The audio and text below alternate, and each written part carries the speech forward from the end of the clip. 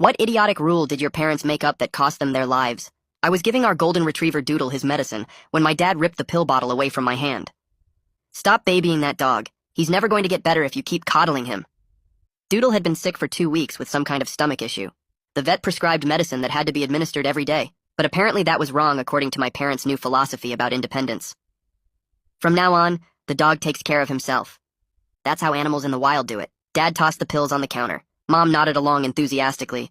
You're making him weak. Dogs have natural healing abilities when we don't interfere. I stared at them in disbelief. Doodle was 12 years old and had been throwing up for days before I finally convinced them to take him to the vet. Now they wanted him to heal himself like some kind of wolf in the wilderness.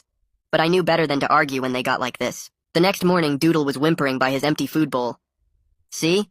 He's not even that hungry. You were overfeeding him, Mom said proudly. By day 3, I found him lying in the bathroom on the cool tiles, panting heavily. When I tried to give him water from my hand, Dad caught me. What did we say?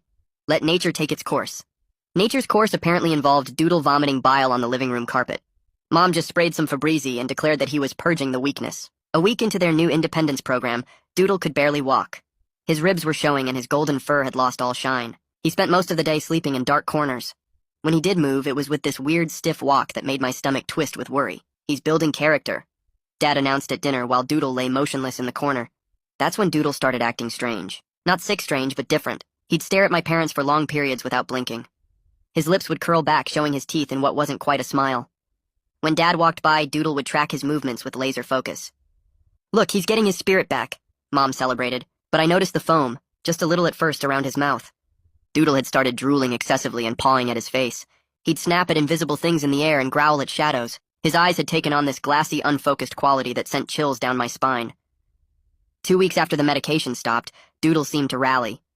He was suddenly energetic in a frantic, manic way. He paced the house endlessly and barked at nothing. My parents were thrilled, thinking their tough love had worked. See? We told you he just needed to fight through it himself. Dad reached down to pat Doodle's head. That's when everything changed. Doodle's personality shifted like someone had flipped a switch. The sweet dog who'd slept in my bed since I was 5 was gone.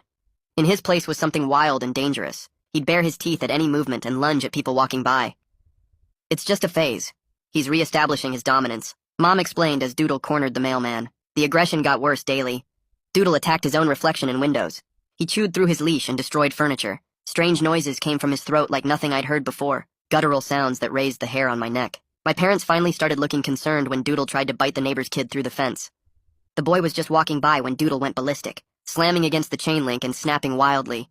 Foam flew from his mouth as he barked himself hoarse. Maybe we should call the vet, Mom suggested nervously. No! We committed to this. He's almost better, Dad insisted.